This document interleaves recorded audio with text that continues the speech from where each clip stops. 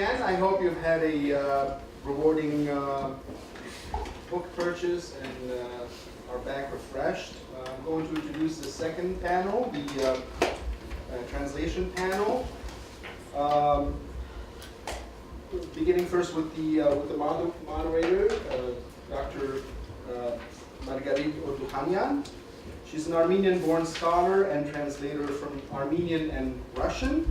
She received her PhD in English at Boston College, Go Eagles, under the direction of Professor Shrayer. She writes about translation theory, literary bilingualism, and literature of exile. Professor Ordukhanyan has authored numerous articles and book chapters about the intersections between these areas.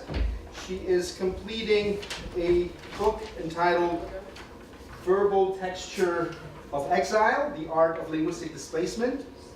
Her current translation projects include letters from Sonia Carroll by the Armenian dissident Vache Sarkisian. She has translated a number of Dr. David Shrayer-Petrov's short stories into English. Professor Ordukhanyan teaches at Hunter College, where she founded and presently directs the undergraduate major in translation. I'm not going to reintroduce Dr. Shrayer-Petrov, who is the main panelist. Arna Bronstein is our next panelist. She's a professor of Russian language and literature and chair of the Russian program at the University of New Hampshire. Her areas of research and interest include methodology of teaching Russian, socialist realist novels, and the art of translation. Her publications include Making Progress in Russian, the second-year course. It's now in its second edition, and 5 Russian short stories, A Reader on Translation, which is co-edited with Alexandra Flazar. In addition to co-translating Dr. Levitin, Professor Bronstein and her longtime colleague and collaborator Alexandra Flazar have previously co-translated David Shrayer-Petrov's novel Strange Tanya Rayev and stories in Shrayer-Petrov's volume Dinner with Stalin and Other Stories. Last but not least, Professor Dr. Maxim D. Shrayer is a professor of Russian, English, and Jewish Studies at Boston College, where he co-founded the Jewish Studies program. He has been on the Boston College faculty for soon to be celebrated 25 years. Professor Shrayer has authored and edited over 15 books in English and Russian. Among them, Leaving Russia, A Jewish Story, and Waiting for America, A Story of Emigration. In addition to co-translating Dr. Levitin with Arna Bronstein and Alexandra Flazar, he has edited and co-translated 3 collections of his father's fiction. Professor Schreyer's anthology of Jewish Russian literature won a 2007 National Jewish Book Award, and in 2012 he received a Guggenheim Fellowship. So, without further ado,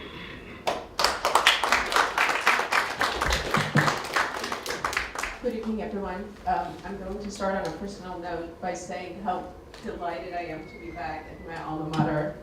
I graduated from Boston College in 2006. I can't believe it's been that long.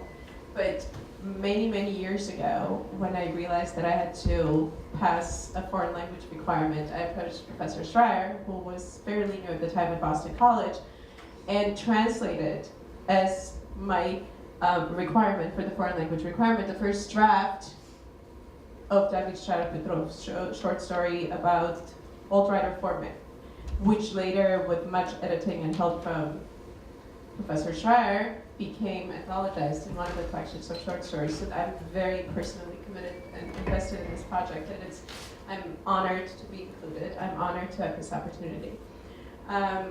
Now, we're going to start this portion of the evening by having our translators read 2 passages from the novel. But before we do, there's a question that I had. Brian already brought up the fact that there are clearly autobiographic sources of anxiety for the character of the novel, like a son who's liable to be drafted into the military, these issues of personal humiliation, of physical and intellectual survival.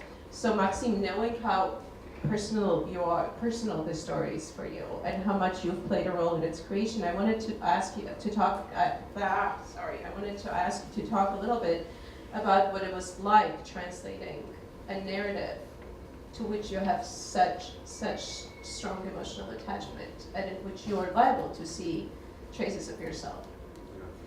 Thank you. I'm actually going to go sit over there. Yeah, I just want to say before I answer this question that this is one of the happiest days of my time at BC, because I'm surrounded by family members, the authors of my life, by very close collaborators who are like family, by students in the community. It's very important, and these are not hollow words. Students especially are the translators community. And I also want to say that this is specifically directed at some of the graduate students who are taking Holocaust literature with me this semester. Margarit embodies the promise of a successful career in academia and in translation. And I really want you to take a good look at her, because she's really a success story, and a success story in a field that is competitive and riddled with all sorts of complications. That said, Margarit is also known to ask impossible questions, and I do not know how to answer this question. Of course, the translation is a work of three individuals, and they came to this book from very different walks of life. Alexandra Flescharek, who couldn't be here with us, is originally from Poland, and for her, of course, the Jewish question is invested with the story that some of you know very well, right? That in 1939, every 10th person in Warsaw was Jewish, in Lublin perhaps every 5th. So the story is not about Polish Jews, it's about Russian Jews, but it is in some sense a story that she knows well. Arna will tell you how she came to the story, but it is also deeply personal, not just a professional connection. As far as I'm concerned, I was just privileged to be one of the book's first readers, my mother and I, and well do I remember how my father wrote it. And I also remember, Margaret, this is about anxiety. Of course, we only understand anxiety when we are, I think, parents, fully understand anxiety, parents of our own children who are entering young adulthood. I was blessed to be a child and then a young person, and so my parents protected me with some of the horrors that they were living through. So well do I remember coming from a party at the age of maybe 14 and finding my father in a dark bathroom of our Moscow apartment with a photographer, and they were there photographing the whole novel, which was about to be smuggled. Of course, I say this because when you're a teenager, you have a certain plasticity that you don't fully appreciate the circumstances. I do fully appreciate them now, including the story of Anatoly, of which both Brian and Joshua spoke so eloquently. Yeah, and maybe, Arna, you could just speak a little bit about how you came to this translation. Well, I first met David and Maxim when I was teaching for the first time a course on Jewish voices in the Russian Empire.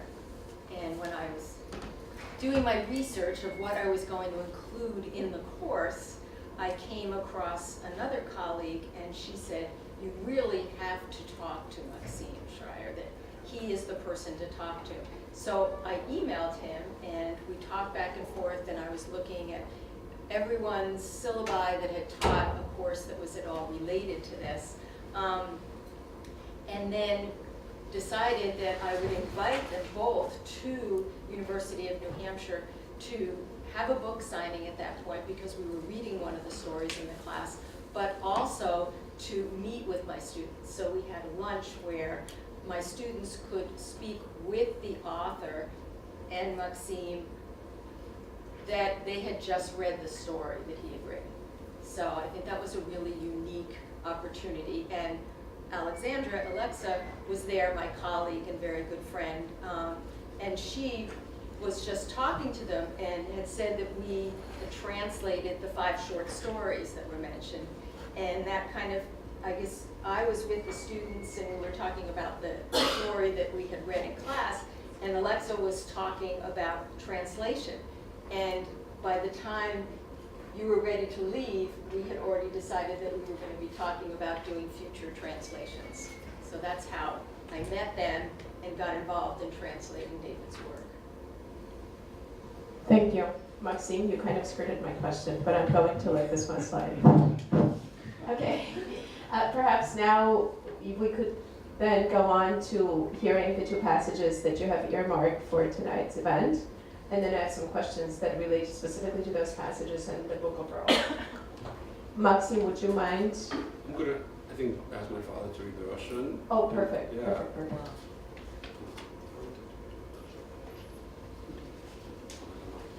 And then Arna will read the English, and then we will maybe do a second passage. Okay?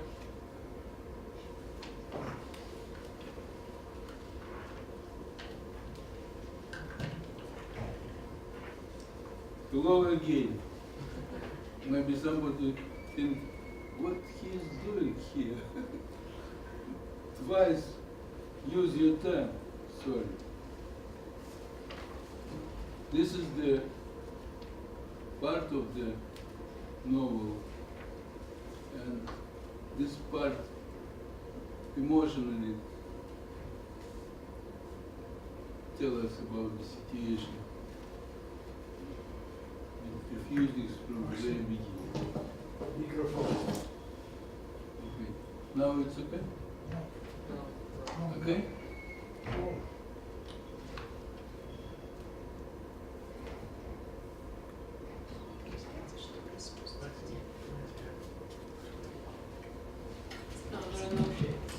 Okay. Когда же это произошло окончательно? Этот разрыв, это отделение плаценты, через которое питалась моя беспрерывно развивающаяся любовь к России.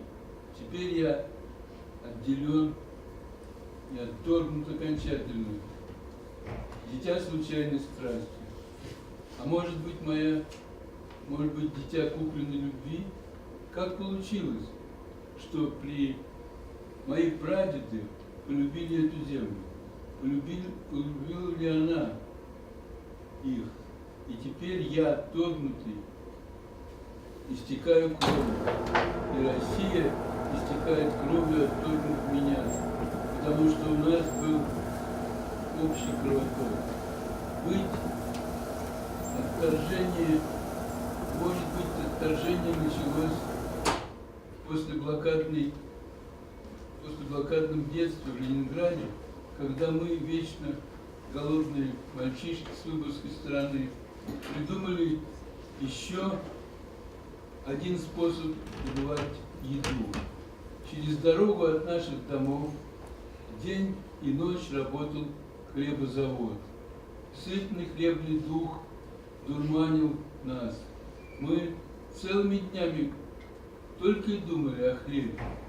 Особенно летом, когда делать было нечего, как только мечтать о еде. Труба хлебзавода с темным серым облаком дыма была для нас символом совершенного счастья. Мы разрабатывали невероятные по смелости и хитроумности планы, чтобы добыть лежащие рядом за окнами хлебзавода горячие, пышущие сладостью и благодатью золотистые батоны. И вот однажды кто-то из нас придумал, как добыть эти батоны. Мы загнули толстые железные пруты проволочные так, что получились длинные крючки. Внутри хлебзавода было жарко. Мы видели это, потому что женщины работали в одних халатах, надетых на голое тело. И когда халаты распахивались, нас дразнили розовые раскормленные тела работниц, так же, как дразнили золотистые тела батонов. Было жарко, и женщины открывали изнутри окна. Благо, снаружи, с улицы, где прохаживались голодные мы, на окнах висели железные тюремные решетки, составленные из таких же прутов, как наши крючки. Нарочно или случайно работницы клали на подоконники свежие горячие батоны. Наверное, не для нас, а для себя. Есть огненные батоны было невозможно. Их остужали около раскрытых окон, закрытых решетками.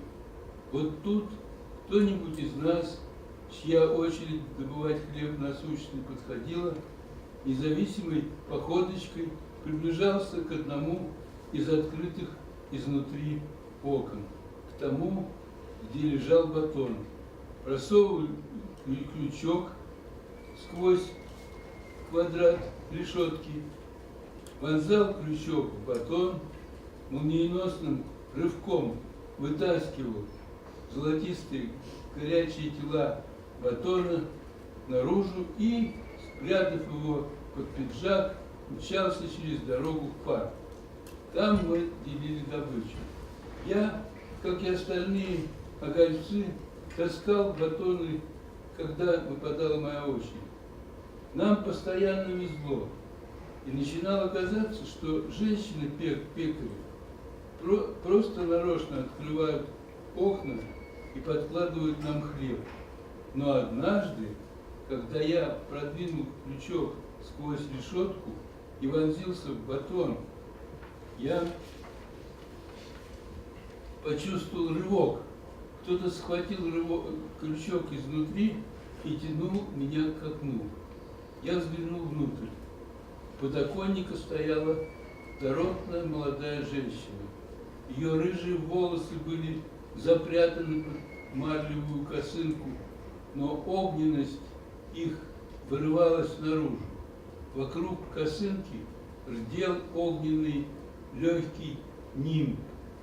Рыжая была одета в белую робу, без рукавов, и от напряженной борьбы за мой крючок правая сторона робы сползла, и грудь выпирала сквозь эту прореху, опаленную пожаром огненной от рыжих курчавых волос подмышки. Я выпустил крючок и во все глаза пялился на это прекрасное зрелище. Жалко, что огольцов не было, они ждали меня в парке. «А ты-то куда вяжешься?» — вымолвила рыжая. «Наши-то русские, понятно, вечно голодные сидят, а у вас, жидов, на хлеб, что ли, не хватает?» Я молчал подавленно. «Ну, еврейчик, ешь, не жалко, хлеб государственный». Рыжая просунула морду батона сквозь ячейку решетки и потом вытолкнула на улицу мой железный крючок. Мне было тогда всего лет 9. Наверное, я еще не научился принимать сразу правильные решения. Или, может быть, я еще не научился соотносить движение своей натуры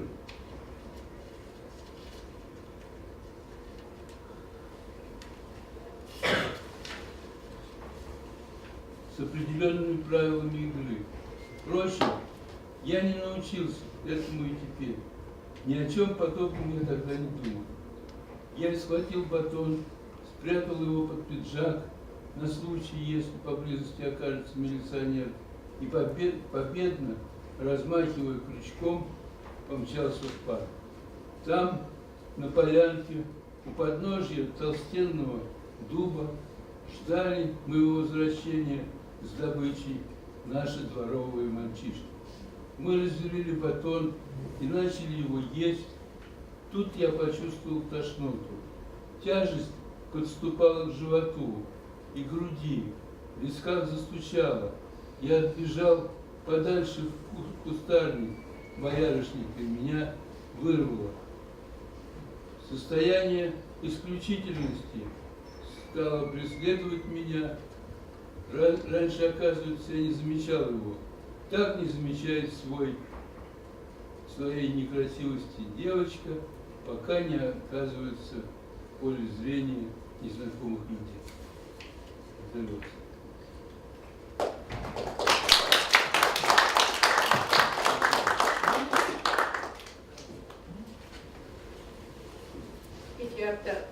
If you have the book in front of you and want to follow along, this is on page 81. When did it finally happen?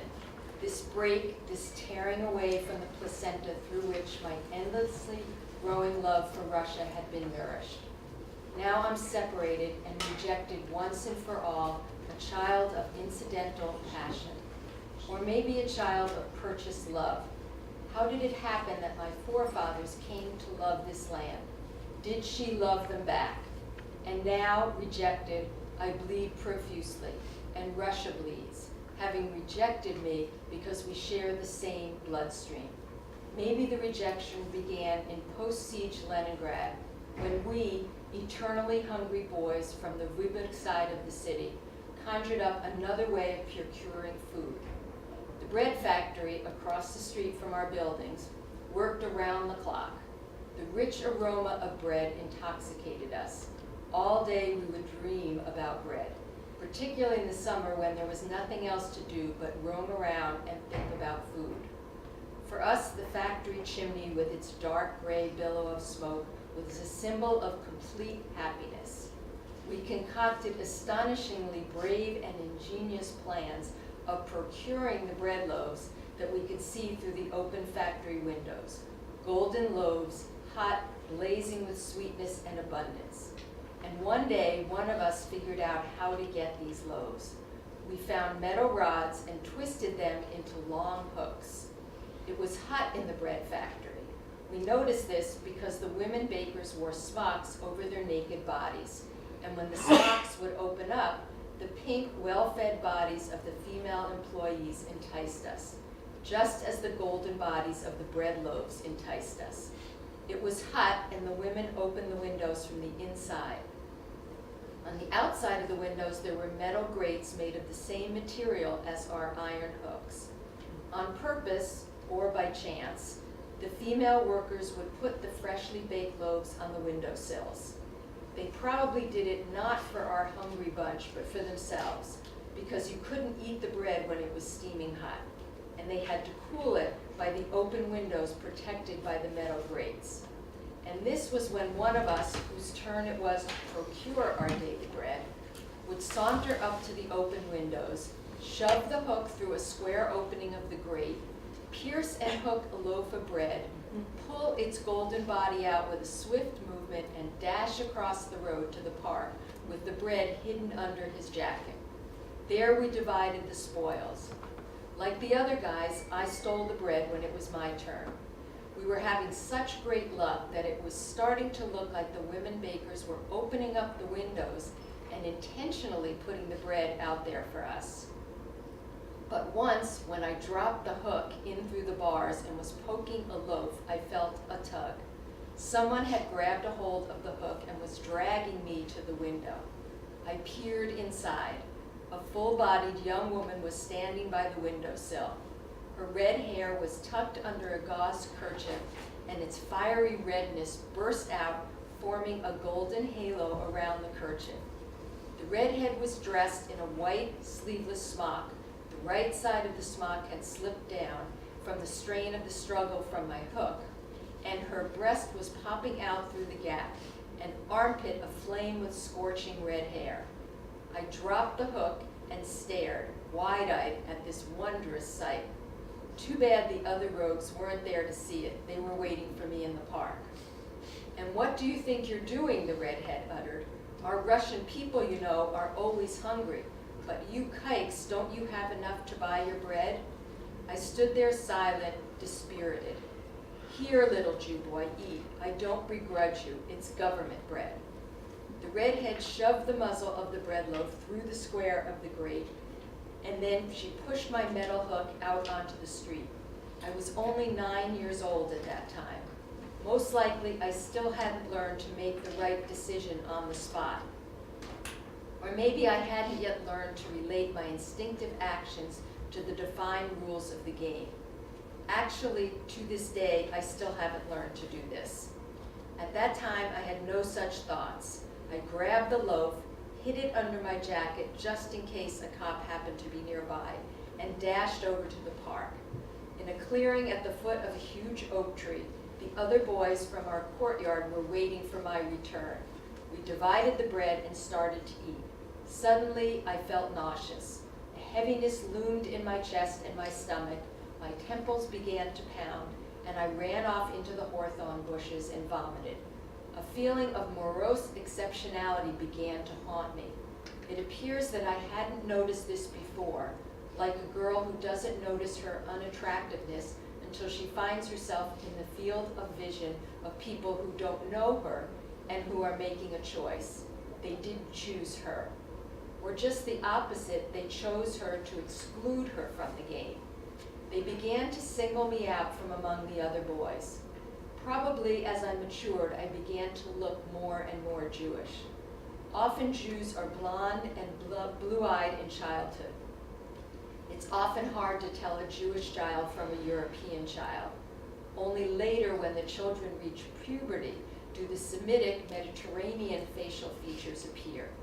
Perhaps this has to do with the origins of our nation. The original northern Nordic type had been conjoined with the nomadic tribes of Arabia. I began to take heed of casual conversations. In school, in a tram, in a store, even a slight allusion to my non-Russian heritage wounded my self-esteem. I was taking on the role of the persecuted. This would engender a poignant feeling of compassion for others who are victimized. Invalids, prisoners of war, convicts, holy fools, and orphanage kids. I would seek out the friendship of those peers who also had some kind of deformity in the family, in the body, in the soul. I developed an aggressiveness towards the successful and the affluent. Together with my friend, the illegitimate son of a Jewish man and a Russian village girl who had come to Leningrad from the Lugar region before the war to find work, we scoured the outlying streets and decaying parts of the Vyborg side. We craved fist fights so that the pain and the blood would wash away the shame of our torturous otherness. We feared no one, our poor mothers, yet little by little everything fell into place. The other kids around us no longer talked about our Jewishness. We had scorched that pestilence out of our land, and we began to forget old wrongs. After all, we were still half children. Thank you. This passage, can you hear me? This microphone is a little kinky. Is this good? So this passage neatly encapsulates so many different aspects of the novel. It sets up for us this difficult relationship of love and loathing that seems to be mutual between Russia and the protagonist of this story. The image of Mother Russia that at some point becomes refashioned as an evil stepmother, as Dr. Levitin's wife says at some point. It also portrays this casual, quotidian form of anti-Semitism with which all of the characters in the novel have to contend at some point or another. But more interestingly, it also demonstrates one of the many examples of what I think we can call authorial intrusion in a novel, because this novel oscillates between this transparent third-person narrative about Dr. Levitin told from a seemingly dispassionate, detached point of view, and these very passionate first-person passages that punctuate the entire novel and bring to it the kind of emotional intensity that the reader derives from reading the calmer, less emotional passages of a third-person narrative. And in fact, this begins as early as page 5, when our narrator makes this one-sentence entrance and says, why do I write about somebody else and not about myself? And then we segue to the next section. And incidentally, Maxim, I was thinking that that question alone would have been an amazing topic for a separate panel. Also in the about sense this. that just as I think we write increasingly out of your own experience, I think we also translate increasingly out of our own experience. So this is what I wanted to ask you actually, because it's kind of a framed narrative, but not fully formed as a framed narrative, and the first person intrusions don't really underscore the fictional aspect of the other part of the narrative. And I wanted to ask you, how does this bifurcation of the narrative manifest itself in translation? How did you approach representing these distinctly different narrative voices in your translation? Did you feel like it required a different approach? What steps must you as translators take to capture the difference in tone between these two? And this is a question for both of you, obviously. Arna, do you want to start? Why don't you start? Formulate my. Yeah, no, it's A lot of good a, questions. it's yeah. an interesting Yeah. question. I think this is, in a sense, not a pure experiment, but I think it's a particularly interesting experience in the sense that I think some of you who've had the ill fortune of studying with me know that I often say that those who know no foreign languages are blessed because they don't have to worry about what the translators do. You know, when I had a book published in Mandarin, I had to ask my children to find my name on the cover because they take Mandarin. And, you know, this, jokes aside, this is really riddled by having a relationship with a translator, whether you are the author and translator, father and son, close friends and collaborators. I think about the distinction between the authorial digressions, which are more in the confessional or memoristic vein, and the rest of the texture of the novel, which is really third-person, omniscient, free direct discourse-ish. I think I relied more on the experience of having worked with my father's other works in the memoristic vein, and I thought of how that voice worked, and I also felt that the other voice cannot be identical in tone, in texture. It had to be a different voice, but at the same time there is a kind of counterpunctual relationship between these voices. So it required a lot of fine-tuning, and we worked really a lot on that fine-tuning. So basically, that the voices are separate, but there's also a kind of larger shared source, almost like a huge river and its branches. A kind of a mother river, a father river, and its branches, I guess. I mean, I think that was a lot of what went into the editing of it, not the kind of rough translation and then the very long process of editing, because you kind of, the way we did the translation, the way Alexa and I did the translation is she sat down and just started translating without thinking about what was coming. She did not read any further than what she was translating. She didn't want her translation to be at all influenced by what was going to happen next. So she didn't read further on with where she was. She was literally, that page, that's what she was translating, and didn't know what was going to be happening after. Yeah, and I didn't either. I didn't read any further, so that we were translating it right in the moment, kind of in the present tense in that sense. And she would translate a group of pages and hand it to me, and I would then start going through the style and I mean, Alexa is fluent in English, but it's not her first language. Polish is her first language, then English and Russian. So I would kind of work on that, and then we would literally sit together at her kitchen table and go back and forth. Sometimes line by line, word for word. Sometimes we could get through several sentences and we would be happy with the way it was. Other times, we would get stuck on parts of it. I always found that going out and doing something outside cleared my mind to help me, whether it be to take the dogs for a walk, to go out in the garden, do some weeding, anything to kind of just clear my mind. And then I could sit and I would go, oh, that's the expression that I'm looking for. And then we took all of that and sent it to Maxim. And then he went back and forth with us as well.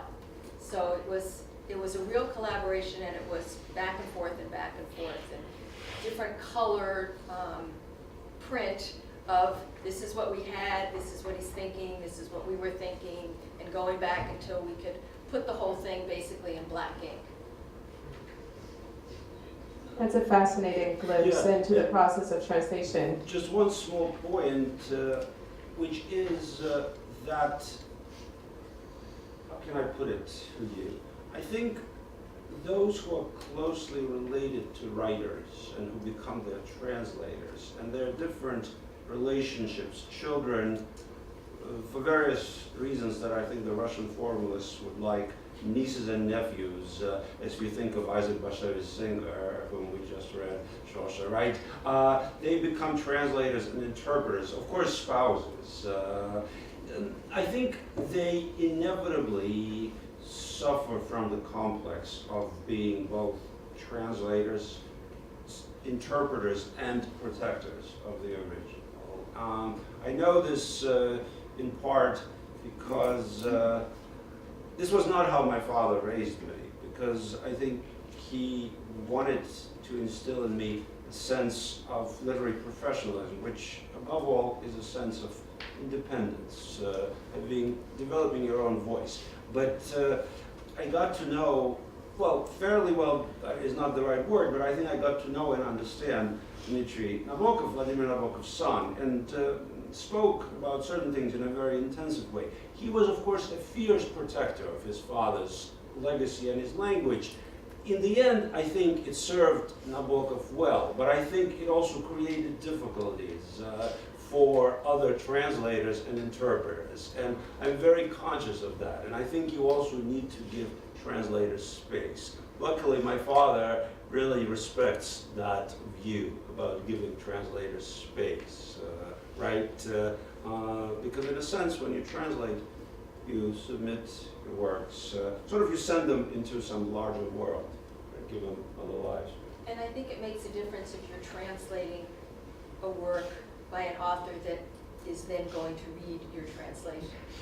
I think that would be very different than translating an author that is not with us and is not there to look at your work. I think that puts another layer on the translator for sure.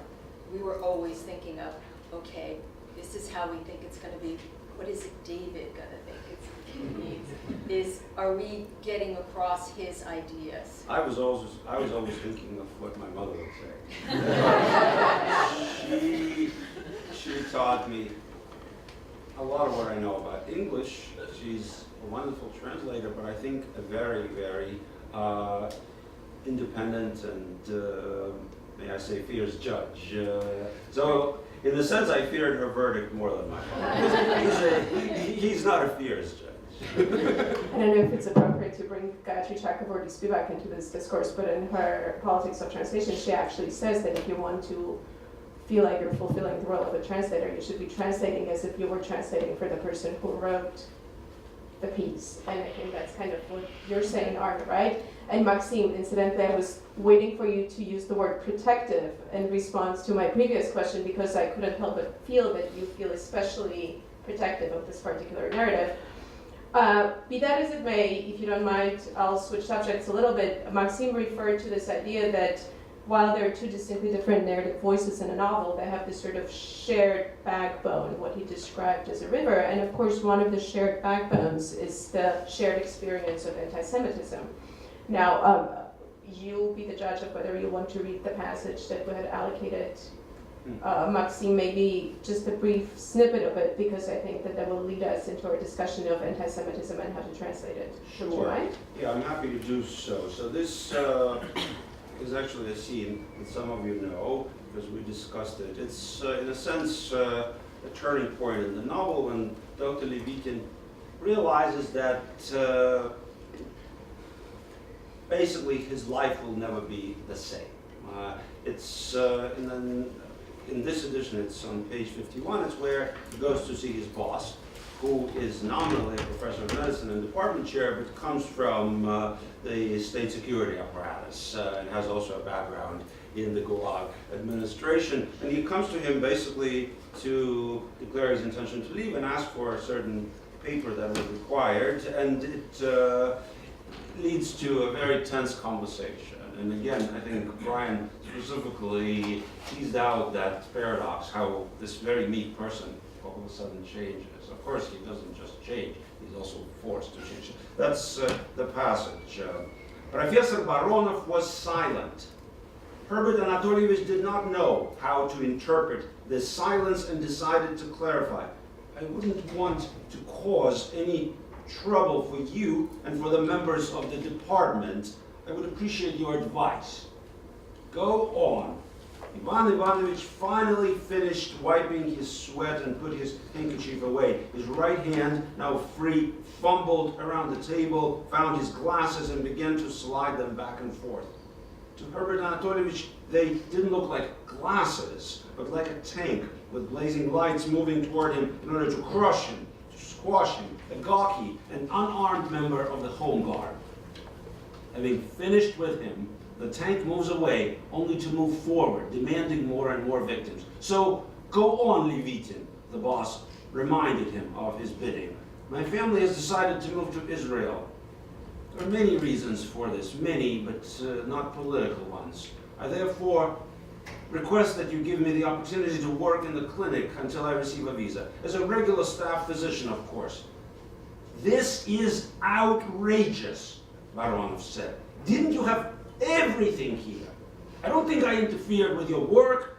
I was even ready to tolerate this miserable shipment for your sake. And you, what sheer ingratitude. Actually, what else could one expect from your kind? With all his might, Herbert Anatolievich was trying not to scream from anger, insult, humiliation.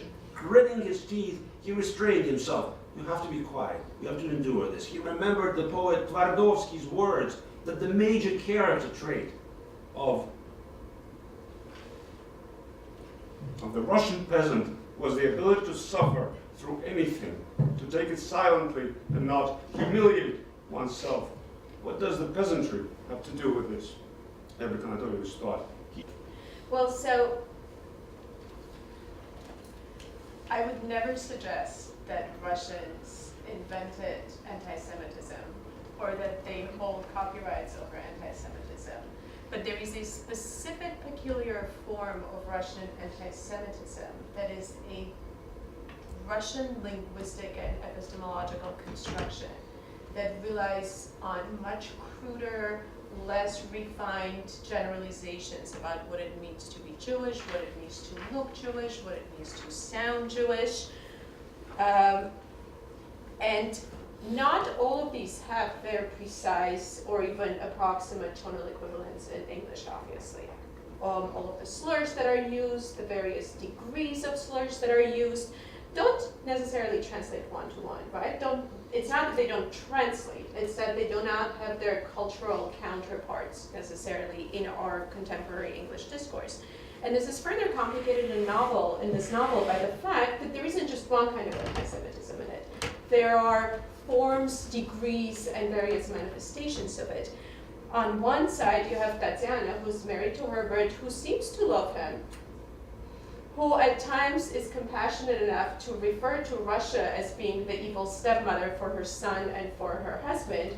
But then, again, in the very opening pages of the novel, she, when Herbert mentions to her for the first time that he's thinking of applying for an exit visa, looks at him through different eyes. And for the first time, you see this separation of in her thinking of us versus them. She says she looked at him with different eyes and thought about them and what it is that they have in common, etc.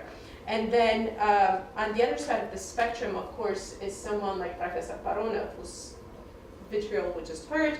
A very similar sentiment is mirrored in an equally angry speech delivered by Pavel, with whom Tatiana at some point has a tryst, and then he discovers that they've applied for an exit visa, and he calls her out and goes on this rant about how her kike has put her up to this put her up to sleeping with him so that they can together save their kiteling from going to the army.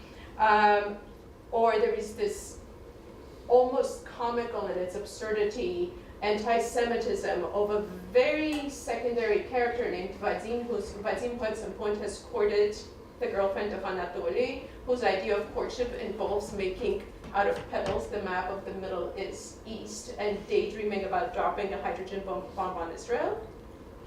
And then when Natasha points out to him that she's also Jewish, she seems to be taken aback by this for a second, but this, oh no, but this is nothing against you, it's against the country, it's not against you, it's all right. And then there is the casual, everyday anti-Semitism, like the scene with the bread with the woman who just says, you know, don't you have enough money? Which rides on so many stereotypes of Jewishness. So I wanted to ask our translators how you approached this nuanced range of various forms of anti-Semitism and how you contended with the patent absence of cultural equivalents in English in translating the degree of anti-Semitism in a narrative.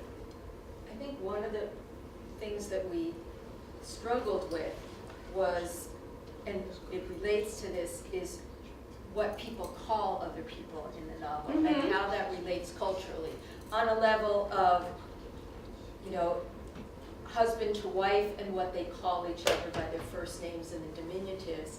And then also when you get into looking, if we're going to look at what we would consider, I don't know if we could, there is a normal American reader, but the American audience that we think would be reading this is that they wouldn't have that emotional reaction to these epithets of what they, I mean, Jews.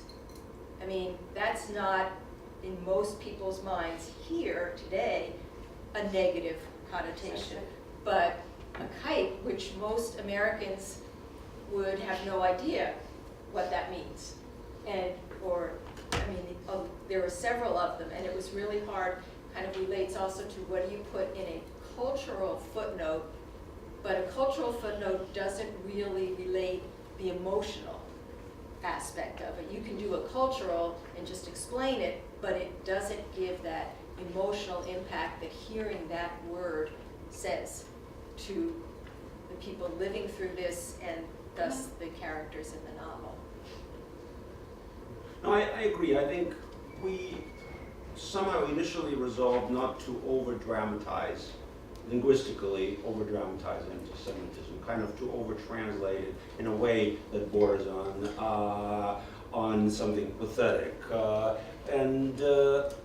I guess the strange reality of the life we are experiencing here is that because of the recent rise of anti-Semitism in this country, I might have rethought this, and I might have actually handled it differently. I really don't know, but I think obviously this translation project began 10 years ago, and it feels like it was a very different time. So how one would do it today, you know, it's entirely possible that we might have sort of attempted to maintain the vitriol of the Russian, of the sort that Anna was just talking about.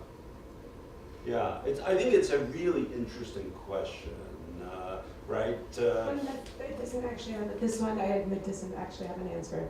There is no one way to answer this, I would imagine, right? Well, except, you see, it's like, if you've been in this field as long as some of us have, and Brian Horowitz and I were in graduate school at the same time on different coasts. So really we've had parallel careers, and he will correct me if I'm lying. There was a time when there were 5 different translations of the Brothers Karamazov in print, imagine, and some went back to the Victorian era, you know. And of course, as you can imagine, Dostoevsky's earlier translators, when they had to deal with his sort of wild antics and outbursts, they really weren't sure what to do, and sometimes they really toned them down, right? To the point that when in the Brothers Karamazov, Lisa is asking Alyosha whether it's true that Jews, you know, perform,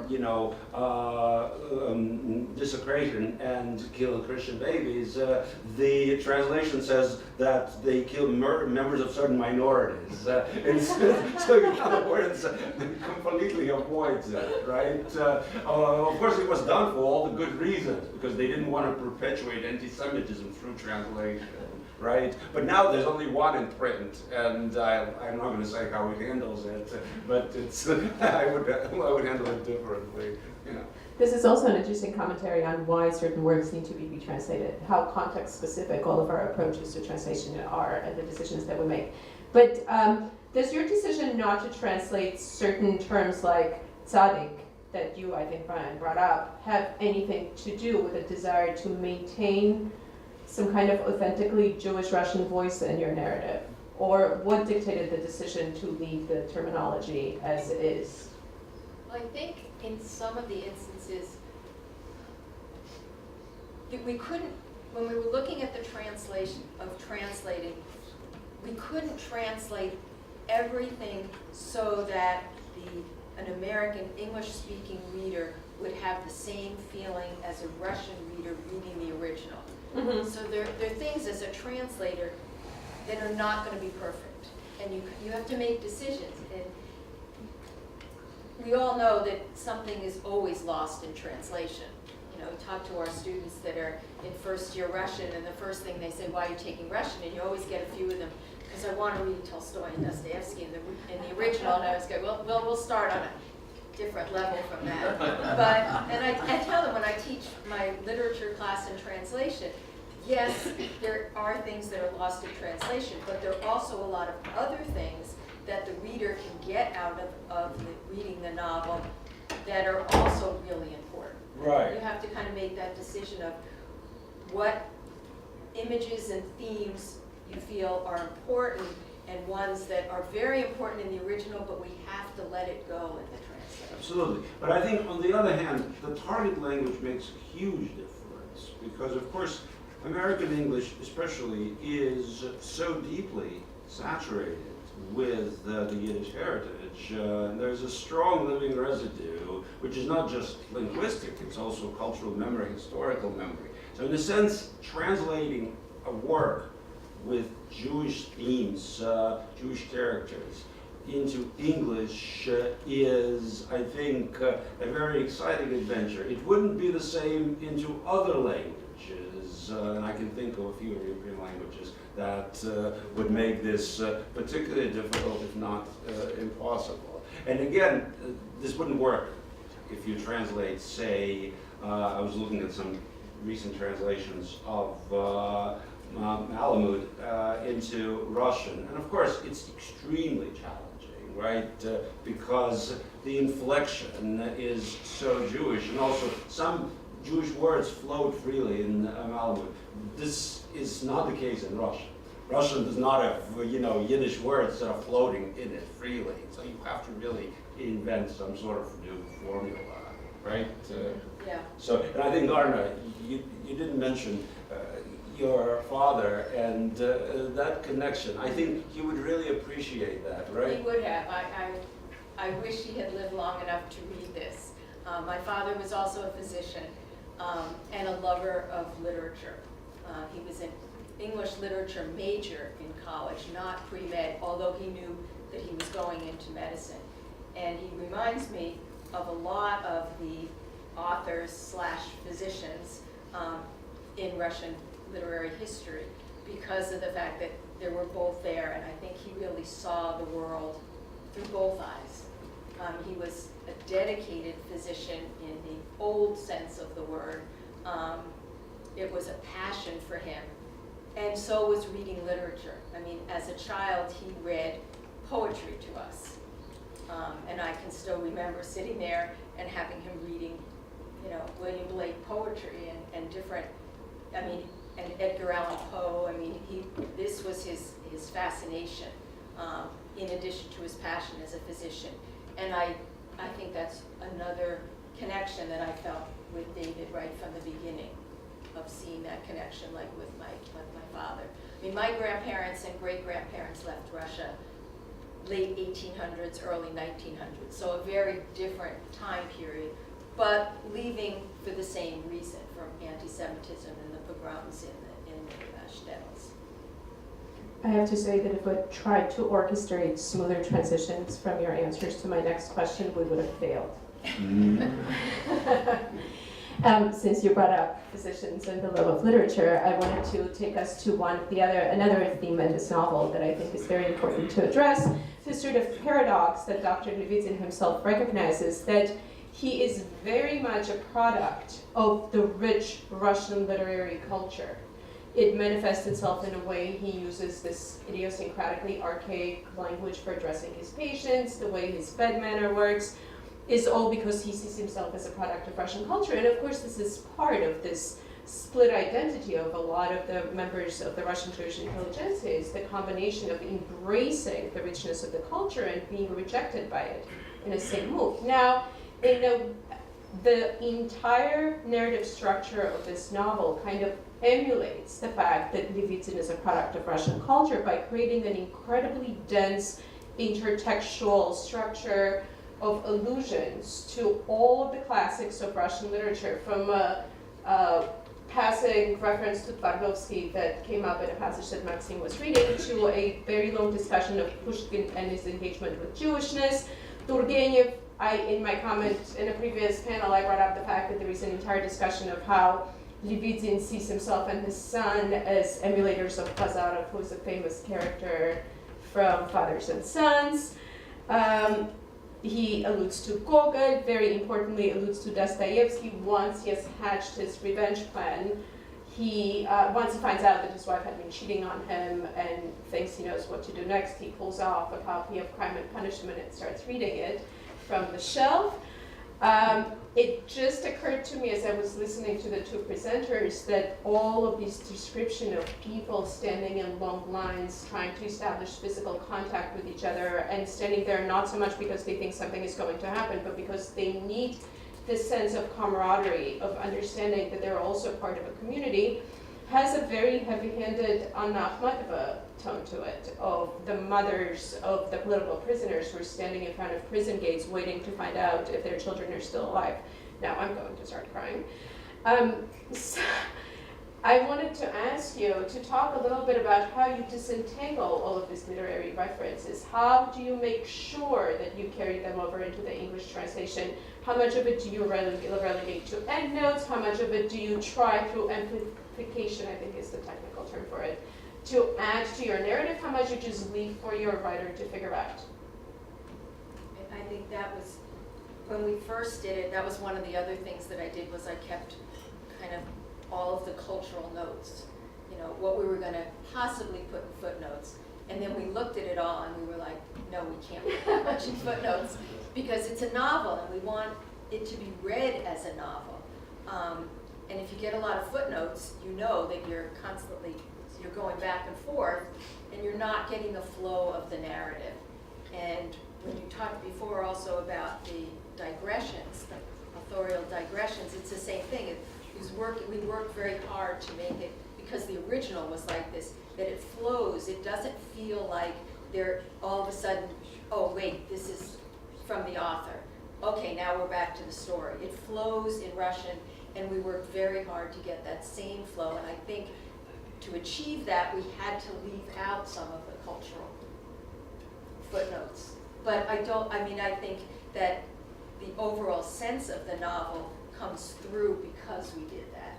Right, no, I think very gently, and also I think I have come to embrace the idea of a translation that has no footnotes, but has a commentary in the back, which refers to pages or groups of pages and glosses over certain things. And I think we've been practicing that for a while, and I particularly enjoy writing these notes, because of course you get to do that which you deliberately avoid as a translator, right?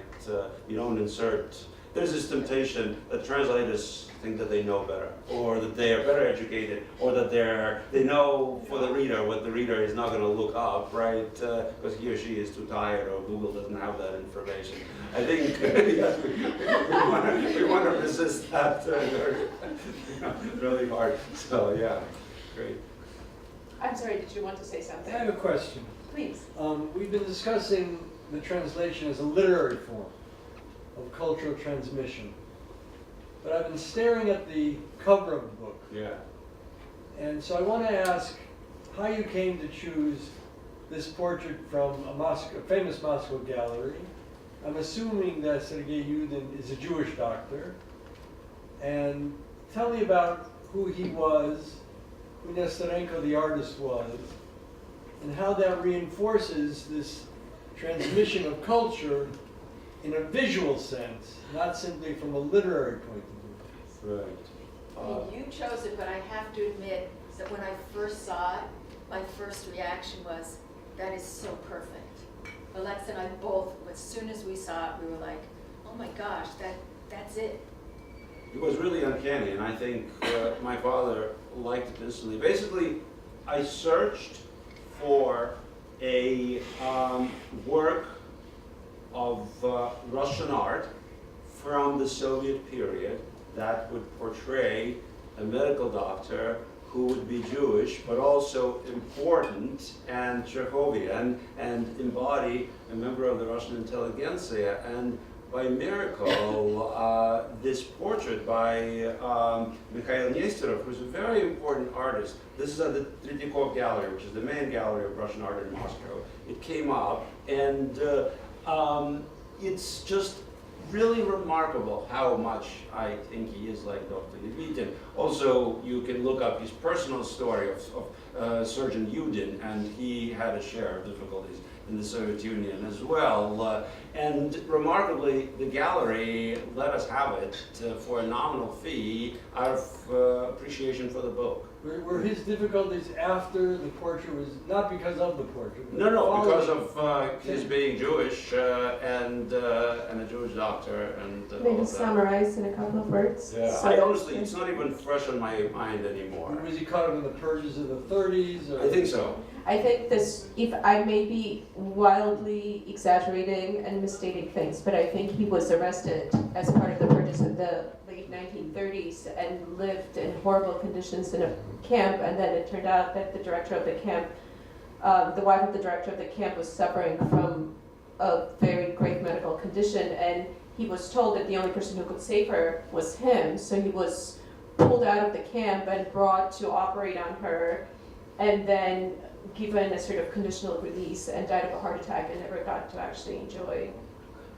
the provisional freedom that he had been granted. No, I remember something along these lines. But I think basically- Brian wants to correct me. Well, I just want to ask a question, but I don't No, please, I actually wanted to say, I have 15 more questions, but I feel like I've usurped this conversation for long enough, so maybe it's time for us to open the floor to other questions and comments. Brian, and then, no, please, Brian, you go ahead, and then the student over there had a question. I just want to know for the translators, there's many different readers that you had in mind. Could you just tell us what kind of reader you thought you were writing to, and then in connection with that, whether you thought this history that is in the book was like, for the people like us, it was yesterday, but for most of everyone, this is like Roman history, whether that was a concern of yours.